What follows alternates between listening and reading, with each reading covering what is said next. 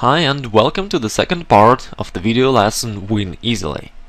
My name is Igor Smirnov, I'm an international grandmaster and chess coach. In this lesson we will keep talking about the simplest way for a win. More precisely, I'm going to show you how to beat attackers.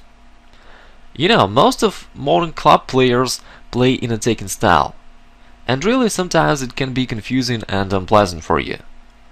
In the first part of this lesson, we discovered that a typical club player only can attack and use tactical tricks. Nevertheless, sometimes it can create serious problems for you. Really, it's simpler to attack than to defend. Attacker side just pushes his pieces forward and creates some threats, while defender has to solve difficult problems. In this lesson, I'll give you a few simple practical recommendations that will help you to feel alright against any aggressive opponent. Moreover, you will beat them easily and constantly. Okay, here we go. You already know the bottom line, we analyzed it in the previous lesson. You need to create a strategical position where your opponent has no direct attacking moves. In this case, he will feel confused, he will not know what to do, and you will gain a victory easily. Now in this lesson, I will show you the exact ways for getting such strategical situations. Here is the first way. Play closed positions. In the closed positions, there are no possibilities for direct attacking moves. Usually there are no tactical tricks. Here both players need to show their positional understanding, and that's exactly what we're looking for. Here is the first example: e4, e6, d4, d5. A French defense leads to the closed positions with pawn chains in the center. After that, both players will need to find the right setup for his pieces and to compose the right plan. It's difficult to use any tactical tricks here at the early stage of game, and white doesn't have any direct attacking moves here. And that's why such situation will be unpleasant for a attacker player. a6, a3. I know that a3 is a theoretical move, and it was played many times already, but nevertheless, you see that this move doesn't do much. In an opening we should develop pieces, while the idea of the move a3 is not so clear. You may wonder, but what about the black's move a6? There is a huge difference here. In the French defense, black is going to attack on the queen side, and for this purpose he will play a6 and b5 and will develop his attack there. Therefore the black's move a6 helps black to realize his plan, while the white's move a3 is pretty useless actually. Okay, let's move on. Black took, then bishop c5. Here white played g3. Okay, white decided to develop his bishop on the g2 probably. Then I have a question. Where is the most active position of this bishop? On this diagonal f1 a6 or on the diagonal g2 e4? Well, I guess that on the initial position the bishop has more active position. On the g2, the bishop's activity will be restricted by the black central pawn chain. And also, it's hard to realize the logic between the moves a3 and g3. You see, white has a hard time of finding the right setup for his pieces, which is typical for tactical attacker players. Okay, let's see what happened then. Queen b6, taking the knight, knight e4, knight c3. Queen c7. Here white played knight e2. Well, again this move looks a bit strange, so okay, if white played g3 on the previous move, now it would be more logical to play bishop g2 here instead of knight e2, and then make castling and finally finish development. I know knight e2 overprotecting the d4 knight, but okay, it is not so crucial for white right now. So knight e2 is quite a bit logical, but nevertheless, why not to care about the all other pieces which are still standing on the first rank? Black made castling, bishop g2. Now after an exchange, black plays knight b6, aiming to the c4 square. Now white can feel the lack of a bishop on the right diagonal f1 a6, and he has to play b3, weakening his position even more. And now black can use the white's undeveloped position, making a breakthrough in the center. After f6, then e5, white has to take. Now queen takes e5, this is the forced inversion. Now the e3 bishop being attacked, so queen d2 and rook takes f6. Now white has to pay for all his previous mistakes. Black is controlling the f-file, that's why white cannot make short castling. The long castling is also unavailable because black will capture the a3 pawn. By the way, you remember that white played a3 by himself, and this move was totally useless for him during the whole game, and right now it only creates problems for white. At the same time, the black's plan is pretty obvious. Black will play bishop g4, then rook e8, and will simply mate the white's king or will win a lot of material on the e-file. Although the white player is a grandmaster, you can see that strategical problems were too difficult for him. He wasn't able to create a right setup of the pieces, to compose the right plan, and lost the game pretty easily.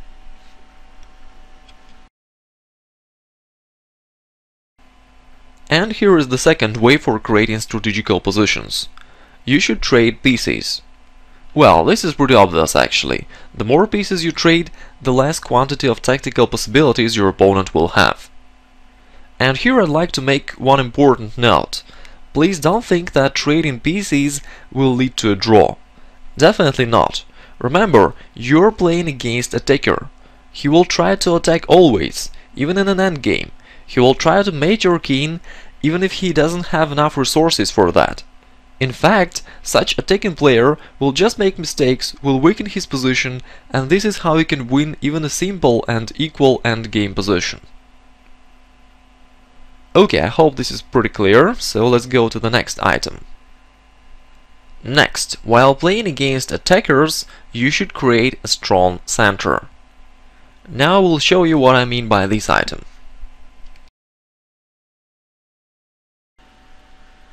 Now let me show you why a strong center is so important when you play against attackers. We know a general rule which states that the central situation is the most important. If you have a strong center, then an opponent's flank attack will not be dangerous for you. Your center will control lots of squares on the chessboard. It's like your shield. And that's why it will be very difficult for your opponent to go forward and to go through this shield. At the same time, your opponent will try to attack anyway, just because he is an attacking player, but his attack will not be effective, and it will be rather time wasting. That's why by using this shield of a strong center, you will feel comfortable, and your opponent will be doomed for unsuccessful attack. Okay, here white played h4, he's trying to attack anyway, and black replied g6. Usually it's very dangerous to move pawns when your opponent is attacking you. But in this position the black center is so strong that black even may make this move. An idea of the move g6 is to place the bishop on the f5 then, which will help black in his counterattack over the white's king.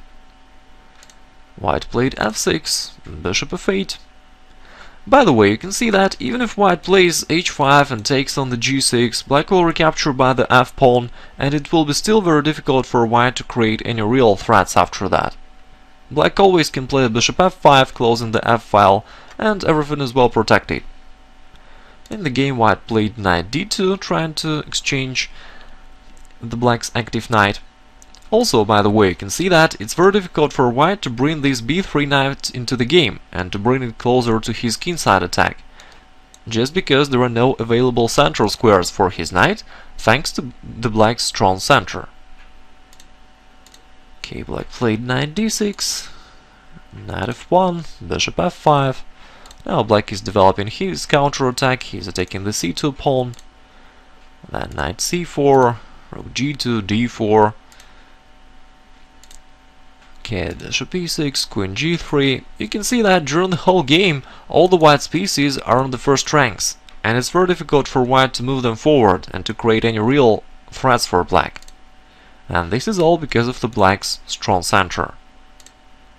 Now white plays h5. This move doesn't create any problems for black, doesn't create any threats. e3, and then after knight e3 black has a forcing win, because after queen c4 white is defenseless, he cannot prevent queen a2 mate.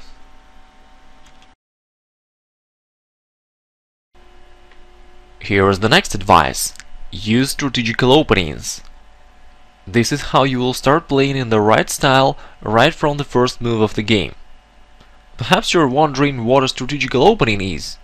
Now we'll show you.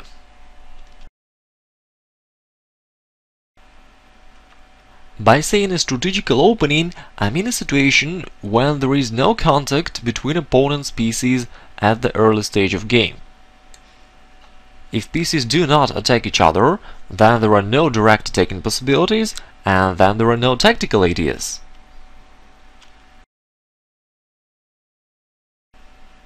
We have seen such a situation in a French defense, for example. Both players mainly play on their own territory of the board, thus there are no direct attacking possibilities. Players should think about the strategical things, about the right setup of the pieces, correct plan, and so on.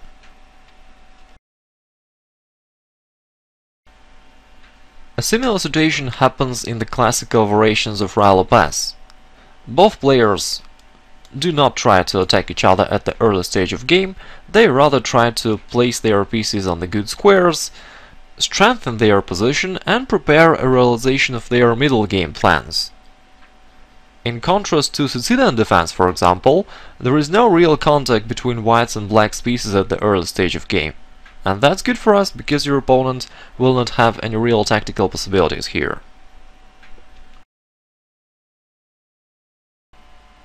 And here is my last advice concerning this topic. Use anti-blunders techniques. As we know, a typical club player can use different tactical tricks. This is one of his main weapons. That's why you should be careful. In order to prevent any sudden combinations from the side of your opponent, you should use special anti-blunders techniques.